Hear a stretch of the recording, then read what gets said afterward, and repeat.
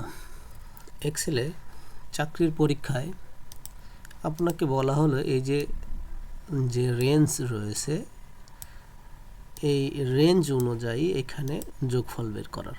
তো আপনি যদি সাধারণত সাম ফাংশন ব্যবহার করেন নর্মালভাবে সেটা কাজ করবে না, কারণ এখানে এই রেঞ্জের টোটাল সেলগুলোকে মার্জ করে দেওয়া রয়েছে। তো আপনি কি করবেন, খুব সহজভাবে এই কাজটি করবেন।